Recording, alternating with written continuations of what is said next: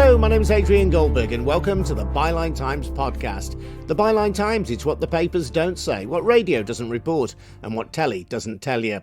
This week, a special episode, The Lies and Times of Boris Johnson, culled from the last year of the Byline Times podcast. As the Prime Minister clings to power, we hear from friends, former friends and opponents of the man in number 10 to build a critical profile of one of the UK's most controversial leaders, whose Teflon coating might, finally, be wearing off. There was another episode where he was sacked from the Tory party front bench for, so the Tory party said, misleading them. So there was a record. But that said, it was when he became Prime Minister that the lies started to pile up. Boris is extraordinarily difficult to dislike because he's extremely funny and entertaining. And he's also done a brilliant job in winning for us all these red wall seats in the West Midlands and in the North East. And be in no doubt, it was Boris that won them. We know that education is one of the Prime Minister's personal priorities, which he openly states is his ambition to ensure more girls get a quality education. So cutting these services is going to have a direct impact on the ability of the UK to meet those targets. Girls and women not having access to the services that they need is going to mean more families will stay in poverty. They're not going to be able to break the cycle and take advantage of education or economic development opportunities. All that to come. First, just a reminder that the Byline Times doesn't have wealthy backers or hedge funds behind it. We rely on income from people like you, taking out subscriptions to our brilliant monthly paper, the Byline Times. Your subs also help fund Byline TV and our fantastic news-breaking website, which is where you'll find details of how to subscribe. Just go to bylinetimes.com. That's bylinetimes.com. So, Boris Johnson then. I've been scrolling through the Byline Times podcast for the past year to build up a profile of the man I described in February as the Pinocchio PM. Johnson isn't the first British Prime Minister to tell lies. He won't be the last either, but he is possibly one of the most prolific. His dishonesty has been catalogued by journalist Peter Oborne, whose book, The Assault on Truth, Boris Johnson, Donald Trump and the Emergence of a New Moral Barbarism, was published in early 2021. Oborne is a natural conservative and one-time colleague of Johnson. He hired me as political editor of The Spectator, or political correspondent, I think we called it. Do you know, it was the most wonderful 4 years. He was a fantastic editor. He was very, very creative. You never had to explain anything to him. He had a very close to genius, I used to think. And it was a terrific magazine. He brought on great writers. He was a joy to work for. He wasn't there all that much. He was fairly hands-off, but that didn't mean that he didn't imprint himself on what then was a sort of liberal internationalist paper. And what kind of person is he? What I knew was extraordinarily engaging to talk to, very intelligent, always very busy, always off onto the next thing. But he stood up for me once or twice. I got into quite serious trouble, and he stood up for me. And so on the basis of working for him for 4 years at The Spectator, I was very loyal to Boris. But as we'll hear, that loyalty was tested beyond its limit. Like many people who know Boris Johnson, Peter Oborne liked him, in spite of his dubious regard for truth. As Brussels correspondent for the Daily Telegraph, Johnson helped create or spread untrue stories about the EU, including tales about bendy bananas and the size of condoms. He got that job at the Telegraph after being dismissed from his first journalistic post. Early on at the Times newspaper, at his first job in journalism, he was sacked for inventing a quote. And then there was another episode where he was sacked from the Tory party front bench for, so the Tory party said, misleading them. So there was a record. But that said, it was when he became Prime Minister that the lies started to pile up. Oborne's patience finally snapped when he saw how ruthless Johnson was prepared to be to keep power after becoming Prime Minister in July 2019 as Brexit loomed. There was one reason which was a very, very important story which led to me setting out on the path which led to this book. It was in about August, September 2019. Do you remember that great confrontation between the Johnson government, the new Johnson government, and there were quite a lot of Tory backbenchers who were arguing for proper procedure on Brexit. They weren't arguing against Brexit, but it was a vicious argument. But people like Dominic Grieve, Hilary Benn, Sir Oliver Letwin, and I know them all slightly, and they're all honourable, unusually honourable men. And the front page story, splash story on the Mail on Sunday, said something to the effect that Downing Street was investigating these people for taking money from Europe, or they were taking money. They portrayed them as traitors. And this investigation, they knew about it because of so-called Downing Street sources. So Downing Street was briefing a major paper that these people were being investigated for being traitors to this country. And the story was followed up in several papers the following day. And it just smelled just something wrong about it. I checked it out. It was a very interesting experience because the Cabinet Office, which I rang up, said it had no knowledge of any investigation. And the Downing Street Press Office said there had not been an investigation. But the Mail on Sunday continued to insist that Downing Street sources had told it there had been. And so there never was an investigation, but people in Downing Street, I don't know exactly who, but Boris Johnson's political team in Downing Street was briefing the papers that these people were being investigated for being traitors, which was a straight lie, a fabrication, which Johnson himself, when interviewed, I think by Nick Robinson, certainly on the Today programme, 2 days later, he said, yes, there are big questions to investigate here. So he substantiated that lie, cynically put out to smear very honourable British politicians. That's when I actually lost it. I felt after that I couldn't believe or support Boris Johnson in government. But how did Johnson get to be Prime Minister in the first place? Like Donald Trump, he played to a sense of nationalism, xenophobia and exceptionalism, allied to a peculiarly British air of unkempt eccentricity. According to author Richard Beard, Johnson's characteristic combination of bluster and crowd-pleasing can be partly attributed to his posh boarding school education. Richard himself was packed off to prep school aged 8 in 1975, the same year as the 11-year-old Boris Johnson was sent away from home. The term before, another cocky Tory Prime Minister-in-waiting, David Cameron, began his boarding school career. Richard Beard's book is called Sad Little Men. I called the book Sad Little Men because one of the problems here is that when you arrive at these schools, age 8 or age 11 or age 13, there's no psychological research which shows that it's good for you at any age to be separated from your family life.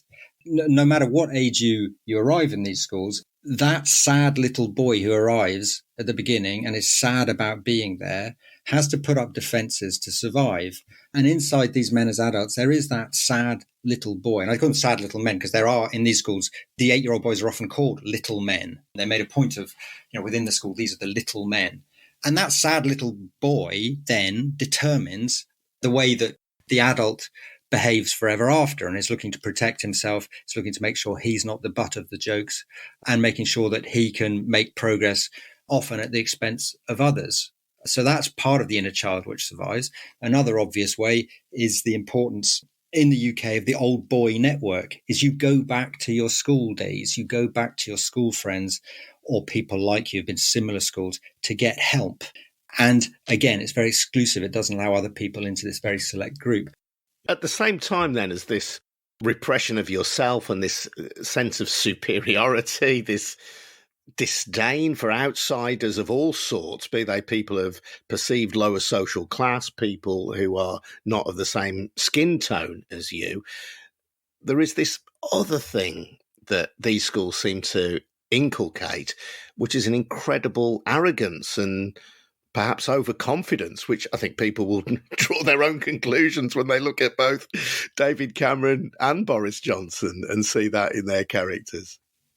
Well, I think that arrogance is just a natural consequence of being told that you have been given the best education that money can buy. I mean, if you have the best education, by implication, everyone else has a less good education. And if they had a less good education, by implication, they're now less educated. And you could say that means less intelligent, less equipped for life, which again reinforces this idea, well, I had the best education, therefore I must be better. When I look at Cameron and Johnson, I just see everything that I'm trying to combat, really, from my own childhood. And it was, for me, quite shocking to start off the first lockdown and look at them and recognise them as boys from my childhood and recognise myself in them and not in a good way. And just to feel that I know something about these people, and I think other people should know this too. I think they were moulded in these schools and they haven't turned around and looked back and had a reckoning with themselves. Johnson's desire to surround himself with people from a similar background certainly fits Richard Beard's template. The PM's inner circle has been dominated by fellow public school alumni. He also benefits from almost heroic levels of self-confidence. Johnson's biography of Churchill was seen by many reviewers as a ham-fisted attempt to cast himself in the same mould as Britain's wartime leader. In his book, 10 Great Lies and How They Shaped the World, Otto English, aka Andrew Scott, takes aim at an anecdote in the biography which sees Churchill award a damehood to a cleaning lady as a reward for returning a secret document at great risk to herself during the Blitz. It's a wonderful story, but totally untrue. The thing with that story is Johnson makes a big fuss in the book. And when he was plugging his book in New York and elsewhere, he made a big thing about how he tried to verify the story, to which you can only say, well, you can't have tried at all, because a very quick Google search brings up the National Archives and you can look at the awards dished out in the war, and you can look at the awards dished out in 1940. I think it was his resignation honours he claimed he made her a DBE. That's what Johnson claims. He claims that in Churchill's resignation honours he made her a DBE. Well, in the whole course of the war, I think Churchill awarded 3 DBEs, that's Dame of the British Empire, and they were all to highly aristocratic women. There was no cleaning lady given an award. I went through all of the medals. The whole thing took me about an hour to check that story and properly verify it, that he hadn't given an award to a cleaning lady, not even an MBE, no disrespect to the MBE, but not even the slightly lower down the scale things. But Johnson had clearly been told this story by a relative of Winston Churchill and had just taken it on face value and put it in his book. And to be honest, I don't think he cared if it was true. As with so much else in Boris Johnson's life, I don't think he cares whether it's true. If it makes the person look good, he's happy to tell the story, he's happy for people to read it, and he's happy for people to believe it. And that's the other problem, both with our current Prime Minister and with the Winston Churchill narrative. If you can't tell basic truths to people and trust them with them, then where are we at?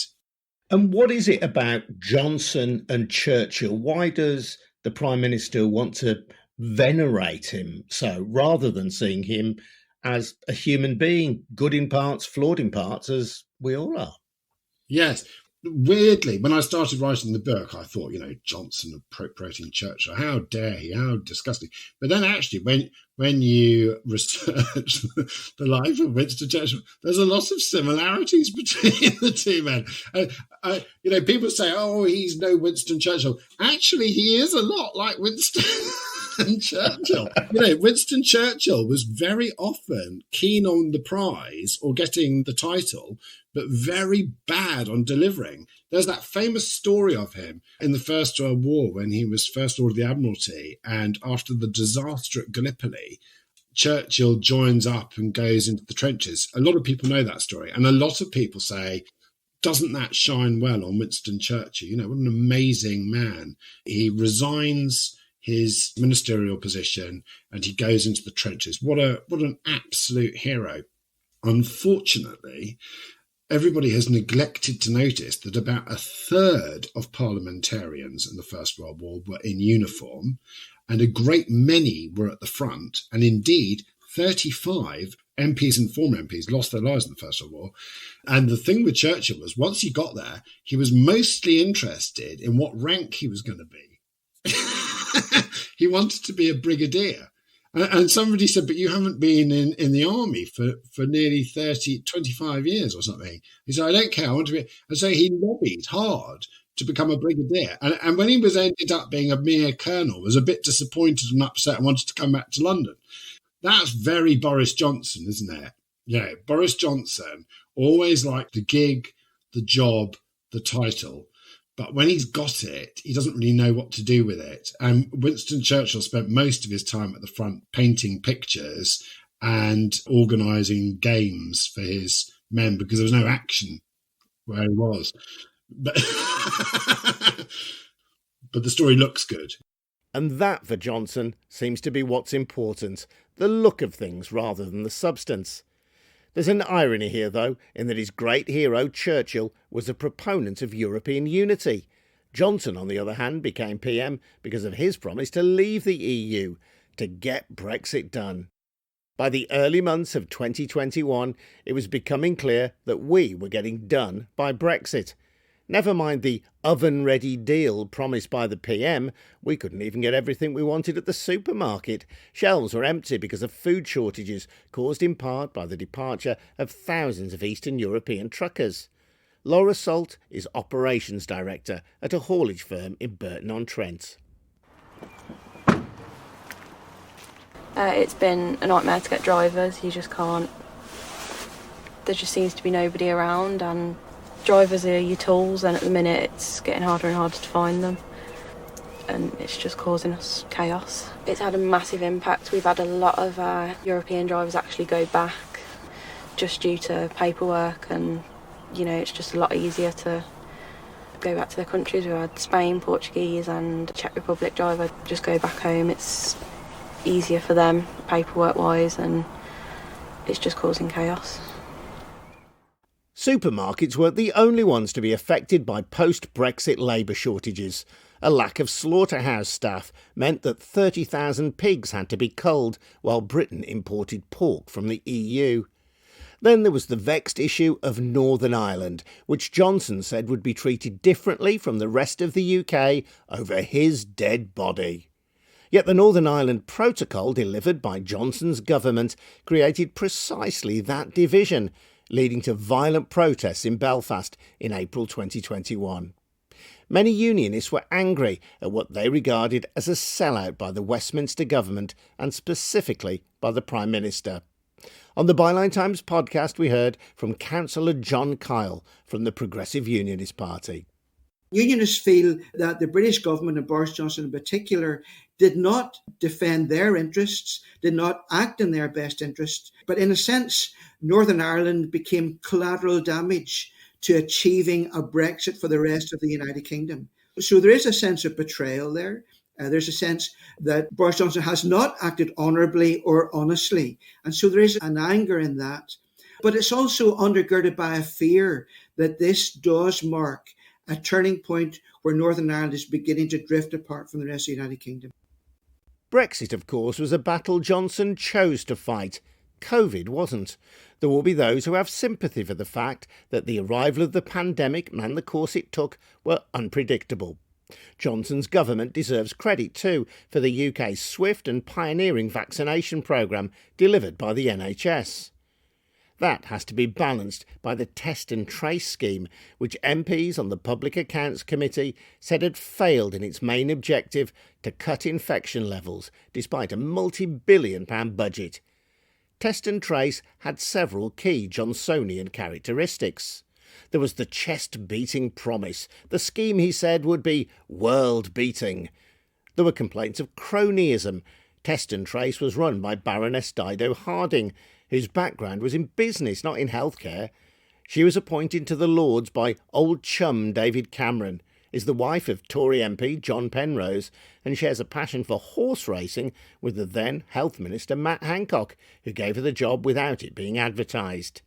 Test and trace contracts were also outsourced, part of a wider drive by the Johnson government towards contracting private companies to carry out the work of the NHS. This became such a feature of COVID that in February we dubbed it the privatised pandemic. This has been outsourcing on speed during the pandemic, Adrian. To put it in a bit of context, the Department of Health and Social Care usually spends between £1 and £2 billion a year on private sector procurement. During the pandemic over the past year, it has budgeted for a £22 billion spend on its test and trace system alone, and has spent in the range of £16 billion on personal protective equipment. So this has been a huge campaign of public sector work going to big private firms. That was Byline Times investigations editor Sam Bright, who led the way in exposing how Johnson's government handed huge contracts for providing personal protective equipment, PPE, to firms with no experience of healthcare, but sometimes with close links to the Tories through an express VIP lane that bypassed normal procurement rules.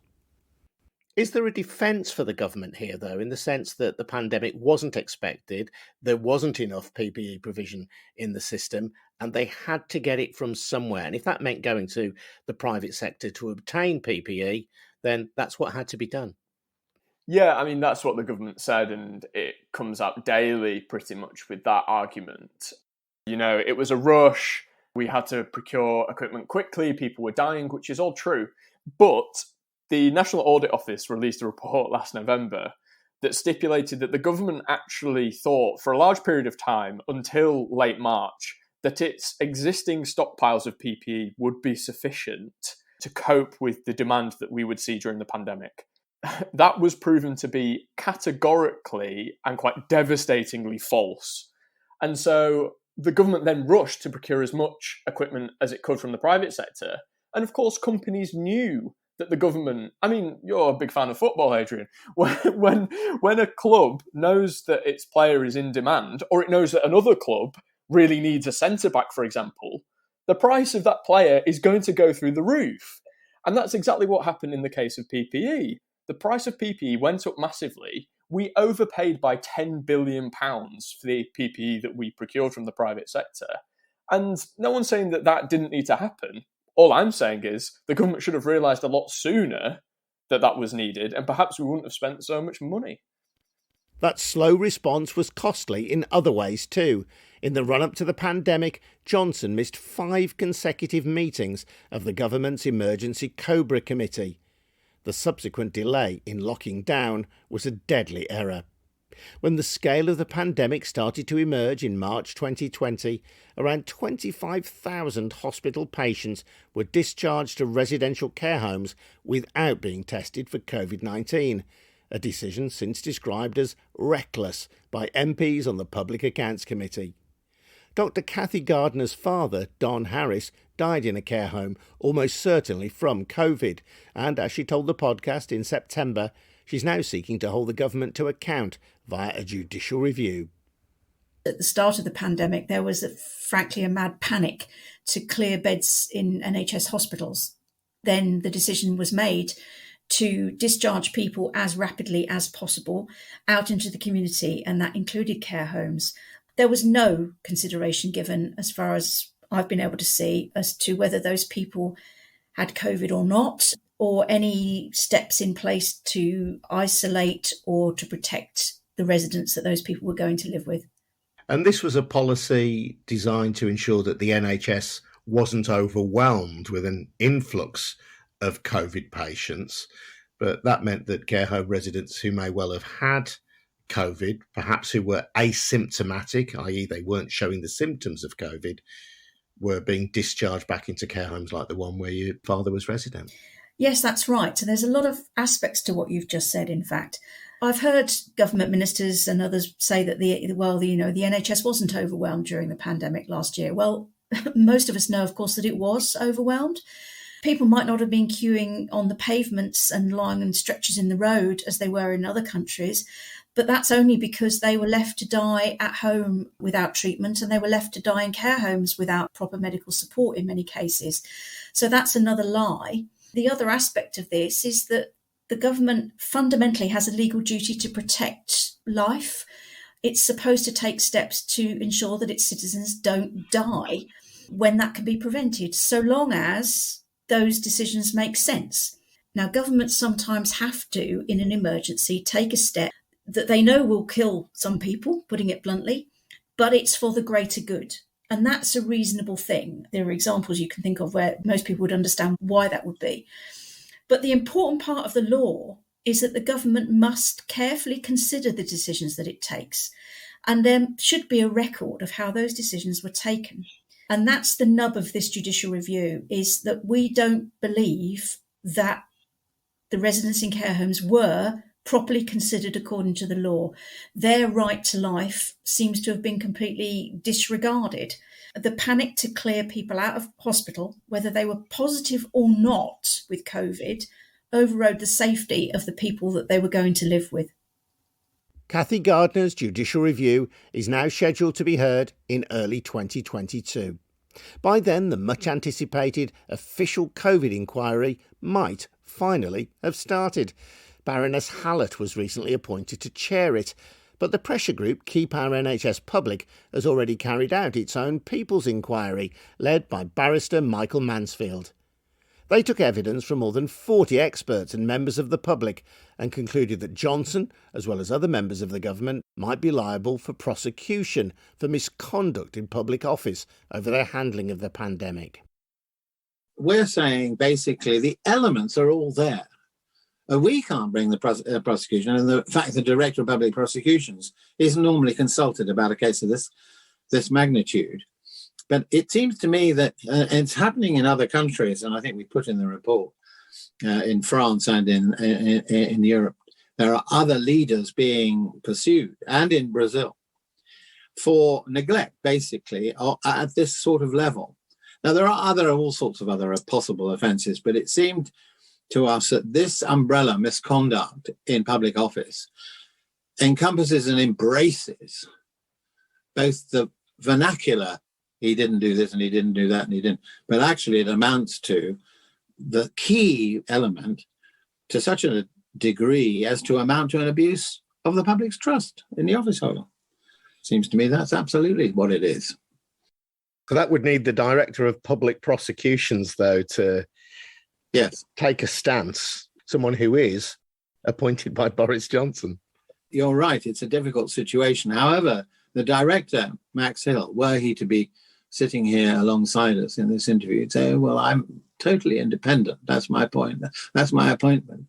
It may be subject to political appointment as to who is eventually put into this position, but it is on advice of various other people besides the politicians, which is true. But I think, as we've seen on other decisions which relate to coronavirus, I think the director he needs to think long and hard about this one. Watch this space. Although while Johnson remains in office, any prospect of a prosecution feels remote. The Metropolitan Police has declined to investigate Christmas parties at Downing Street, despite prima facie evidence that lockdown rules were broken. Johnson, it seems, has friends in high places. And despite an astonishing attack by his former aide, Dominic Cummings, who claimed Johnson said he would rather let the bodies pile high than sanction a third lockdown, a claim which has been denied, Tory MPs have been remarkably loyal.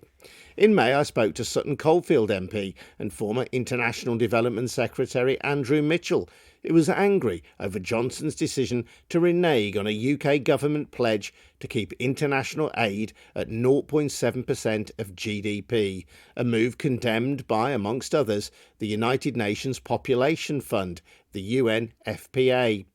Here's Mitchell and first Bekki Ashmore from the charity Plan International UK, spelling out what the cuts would mean. We know for girls that unintended early pregnancies are one of the leading causes of dropout of their education. We know that education is one of the Prime Minister's personal priorities, which he openly states is his ambition to ensure more girls get a quality education. So cutting these services is going to have a direct impact on the ability of the UK to meet those targets. Girls and women not having access to the services that they need is going to mean more families will stay in poverty they're not going to be able to break the cycle and take advantage of education or economic development opportunities. And I think the UNFPA statement makes a really bold point of when funding stops, it is women and girls that suffer, living in remote and underserved communities, also those that are living through humanitarian crises. At the moment, there are more people displaced than there ever have been since World War II. COVID has made that so much worse. We know that COVID has obviously taken a huge strain on health systems around the world, and the secondary impacts mean that sexual and reproductive health and rights services have fallen by the wayside. And so for these cuts to come on top of that, it's just going to have an even more devastating impact. So I think it'd be fair to say we're going to see much more preventable deaths as a result of these cuts. We have reduced by 80% the amount of money that we are giving to water and sanitation and hygiene. And you will recall, Adrian, that at the start of this crisis, we were all encouraged to wash our hands while singing God Save the Queen to ensure that we washed them sufficiently. And we were told that hygiene, washing your hands, is absolutely critical to warding off this pernicious epidemic. And yet Britain is cutting by 80% in the heart of an epidemic, the money for water and sanitation and hygiene. And in terms of girls going to school as well, we are cutting back enormously the amount of money we spend on family planning. And that means there will be, as a result of that cut, more than 4 million unwanted pregnancies. And there will be, effectively, the result of these figures is 250,000 deaths among women and recently born children. I mean, it is the most terrible thing to do and the most terrible time to do it. Andrew Mitchell MP, who also campaigned unsuccessfully against plans to merge his former department, the Department for International Development, into the Foreign Office. But he has also spoken up for Johnson in recent times, even as his crown appeared to be slipping. As Mitchell revealed in his excellent memoir Beyond a Fringe, Tales from a Reformed Establishment Lackey, he helped Johnson win his place on the approved list of Tory candidates 3 decades ago, and like many who have met him, speaks of his engaging personality. Boris is extraordinarily difficult to dislike because he's extremely funny and entertaining. And he's also done a brilliant job in winning for us all these red wall seats in the West Midlands and in the North East. And be in no doubt, it was Boris that won them, because once I knew that the Royal Town was safe. That's your constituency, the Royal Town of Sutton Coldfield. Yeah. Once I knew that all was well there, I went to the red wall seats to try and campaign with these brilliant candidates there who are now local champions in the House of Commons. And I used to say to people, are you going to support the Conservatives? And they'd say, no, I'm going to support Boris. And this is the thing that the Labour Party and his critics don't understand, I think, which is that people like him and they warm to him because he has the failings of all of us in some ways. He's a flawed character in the way that we are all flawed, but he's extremely open about it. You quote in the book a colleague of yours, a guy called Richard Simmons, who right at that early stage when Boris Johnson was first being proposed as an MEP, you say that in Richard Simmons' view, Boris was a cynical journalist, a chancer, a brand, not a politician, a less than honest political thorn in Prime Minister Major's side. So Richard Simmons really had the measure of him. Undoubtedly, he's charismatic, and you bear witness to the fact that he's attended various fundraising functions that you've organised for charities. But he is fundamentally a blusterer, fundamentally dishonest.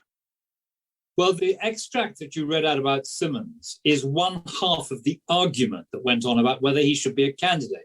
And the other half of the argument, which obviously I didn't agree with Simmons' analysis, I was on the side that said he is extremely clever, extremely bright.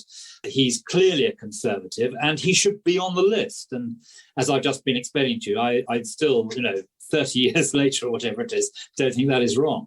Even though he shafted you over defeat. Well, yes, but we all fight our battles. And I think also journalists try to get me to say he's a liar. I don't say that. I don't think politics is dignified by calling people liars and so on. He changed his mind. I'm quite happy to camp on that. But obviously, as I say, I think it was a terrible decision. But even if Andrew Mitchell is prepared to forgive Boris Johnson the loss of Shropshire North in a by-election, a traditionally safe Tory seat suggests that voters may not be. The allegations of sleaze, the sense that it's one law for him and another for the rest of us, finally seem to be gaining traction, although it can't be written off yet. Even if Johnson goes, there's no sense that his colleagues will backtrack on his government's draconian anti-protest laws, nor the Nationality and Borders Bill that would criminalise those seeking sanctuary in Britain.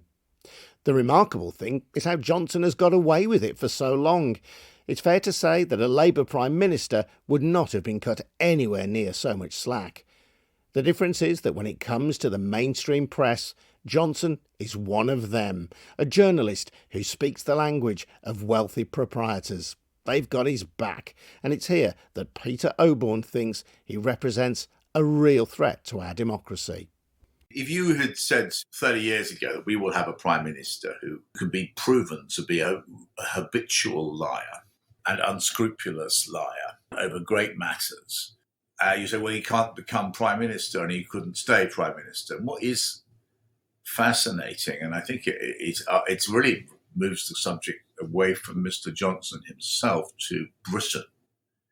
What is fascinating is that is what we have got, a man who lied his way into power and has continued to lie once in power.